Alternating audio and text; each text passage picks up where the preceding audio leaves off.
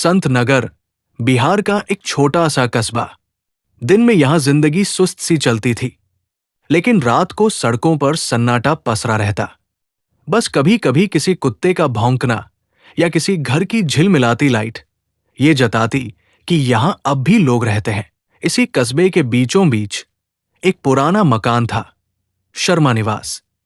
2 मंजिला, लाल ईंटों से बना, जिसके दरवाजे पर पुरानी पीतल की घंटी लटकती थी।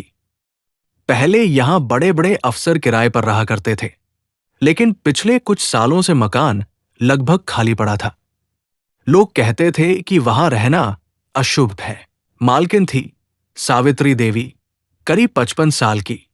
पति कई साल पहले गुजर चुके थे। एक बेटा था जो दिल्ली में नौकरी करता था। सावित्री देवी अकेली रहती थी और किराएदारों से होने वाली कमाई से गुजर बसर करती। पर पिछले 4 सालों में जो भी किराएदार आया, ज्यादा दिन नहीं टिक पाया। कोई अचानक घर छोड़कर चला गया। किसी ने शिकायत की कि रात को कोई कमरे में चलता है, तो किसी ने कहा कि बाथरूम में किसी की परछाई दिखती है। सावित्री देवी हमेशा हंसकर कहती, भूत वूत कुछ नहीं होता बेटा, डर अपने मन का खेल है। एक दिन शाम को एक नया लड़का आया, अरविंद। लगभग 28 साल का, दुबला पतला, चुपचाप स्वभाव का। उसने कहा कि वो कस्बे के सरकारी स्कूल में नई नियुक्ति पर आया है और सस्ता शांत कमरा चाहता है। सावित्री देवी ने उसे ऊपर वाले कमरे में जगह दे दी। कमरा बड़ा नहीं था, पर साफ सुथरा था। दीवारों पर पुरानी पेंटिंग्स टंगी थी और एक कोने में लकड़ी की अलमारी थी, जो काफी पुरानी लगती थी। अरविंद ने बस एक बैग और कुछ किताबें रखी और अगले दिन से स्कूल जाना शुरू कर दिया। पहले हफ्ते सब कुछ सामान्य चला, लेकिन फिर कुछ चीजें अजीब होने लगी। हर रात लगभग 12:30 बजे उसे नीचे के आंगन से किसी के कदमों की आवाज आती, धीमे धीमे चलने की, जैसे कोई नंगे पैर घूम रहा हो। पहले दिन उसने सोचा शायद सावित्री देवी होंगी, लेकिन दूसरी रात जब उसने खिड़की से झांका तो आंगन पूरी तरह खाली था। वो डर गया, पर खुद को समझाया, शायद हवा में झूमते पेड़ की आवाज होगी। तीसरी रात जब उसने फिर वही आवाज सुनी, तो उसने तय किया कि नीचे जाकर देखेगा। उसने टॉर्च उठाई और धीरे से सीढ़ियां उतरी। नीचे अंधेरा था, बस बिजली की कमजोर रोशनी दीवारों पर झिलमिला रही थी। आंगन में कोई नहीं था, लेकिन दीवार के पास उसे कुछ पड़ा दिखा, एक पुराना चश्मा। अगले दिन सुबह उसने सावित्री देवी से पूछा, मां जी, नीचे आंगन में चश्मा पड़ा था, आपका है क्या? वो एकदम चौंक गई। बोली, नन्ही बेटा, वो तो शायद पिछले किराएदार का होगा। किराएदार? यहां पहले कौन रहता था? सावित्री देवी कुछ पल चुप रही, फिर बोली, एक मास्टर जी थे, तुम्हारी ही तरह सरकारी स्कूल में पढ़ाते थे। अच्छे आदमी थे, लेकिन एक दिन अचानक गायब हो गए। बस उनका चश्मा ही मिला था। अरविंद को कुछ खटका। उसे याद आया कि रात में उसने कदमों की आवाज ठीक उसी जगह सुनी थी जहां चश्मा पड़ा था।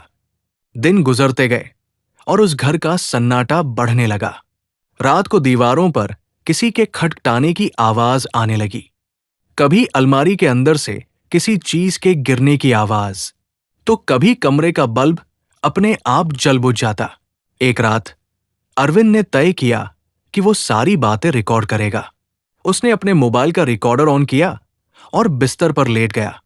आधी रात को फिर वही आवाज आई, खर खर खट, फिर किसी के धीरे धीरे बोलने जैसी धुन, बहुत धीमी, जैसे कोई कुछ दोहरा रहा हो। सुबह जब उसने रिकॉर्डिंग सुनी तो उसमें साफ आवाज थी, मैंने कुछ नहीं किया, मैं निर्दोष हूं। अरविंद सन्न रह गया। ये आवाज उसकी नहीं थी। वो डर गया, लेकिन फिर भी हिम्मत कर सावित्री देवी से पूछा, मां जी, वो मास्टर जी, उनका क्या हुआ था? क्यों गए अचानक? सावित्री देवी ने कहा, कौन जाने बेटा, लोग कहते हैं किसी बच्चे की मौत में उनका नाम आया था। पुलिस आई थी, पूछताछ हुई थी, लेकिन सब कुछ अचानक बंद हो गया। अरविंद की नींद उड़ गई। उसे लगा जैसे कोई उस पर नजर रख रहा हो। कभी उसे लगता कोई उसके कमरे के बाहर खड़ा है, कभी किसी की सांसों की आवाज सुनाई देती। एक दिन जब वो स्कूल से लौटा तो देखा कि उसका कमरा खुला है। अंदर सब कुछ वैसा ही था, बस अलमारी थोड़ा खुली हुई थी, जैसे किसी ने कुछ खोजा हो। उसने अलमारी खोली तो पीछे की दीवार पर हल्की सी दरार दिखी। वो झुककर देखने लगा। अंदर कुछ सफेद सा झिलमिला रहा था। उसने ईंट हटाई तो अंदर एक पुराना लिफाफा और एक छोटा सा कागज मिला। कागज पर लिखा था, अगर कोई ये पढ़ रहा है तो जान लो मैं निर्दोष हूं। उन्होंने बच्चे को मारा, मैंने नहीं। पर अब मेरी आत्मा को चैन नहीं मिलेगा जब तक सच्चाई सामने ना आए। नीचे नाम था मास्टर सुरेश प्रसाद। अरविंद का दिल जोरों से धड़कने लगा। उसने वो चिट्ठी सावित्री देवी को दिखाने का सोचा, लेकिन तभी दरवाजे पर ठकठक हुई। वो जाकर देखता है, बाहर पुलिस थी। तुम अरविंद हो? इंस्पेक्टर बोला। हाँ, क्या बात है? तुम्हारे नाम से शिकायत आई है कि तुम यहां गैरकानूनी तरीके से रह रहे हो। इस मकान में किसी को रहना मना है। क्या? अरविंद हैरान रह गया। मांझी ने खुद कमरा दिया था। इंस्पेक्टर बोला। कौन मांझी? सावित्री देवी, मकान मालकिन। पुलिस वाले एक दूसरे को देखने लगे। बेटा, ये मकान पिछले 3 साल से सील है। सावित्री देवी की मौत हो चुकी है। अरविंद के पैरों तले जमीन खिसक गई। नहीं, नहीं, मैं उनसे रोज बात करता हूं। वो ऊपर वाले कमरे में रहती है। इंस्पेक्टर ने सिर हिलाया। बेटा, 3 साल पहले इस घर में मास्टर सुरेश की मौत के बाद सावित्री देवी ने जहर खा लिया था। उसी दिन से ये मकान खाली पड़ा है। अरविंद पीछे हटने लगा। उसका चेहरा सफेद पड़ गया। नन्ही, वो कल रात भी मेरे लिए खाना लाई थी। पुलिस वाले कमरे में दाखिल हुए। अंदर सब धूल से भरा था। टूटा फर्नीचर, जाले और पुराने अखबार। अरविंद की चीजें गायब थी, जैसे वो कभी वहां रहा ही न हो। वो चिल्लाने लगा, मैं झूठ नहीं बोल रहा, वो थी यहां। वो हर रात आती थी। इंस्पेक्टर ने अलमारी की तरफ देखा, जहां से हल्की हवा निकल रही थी।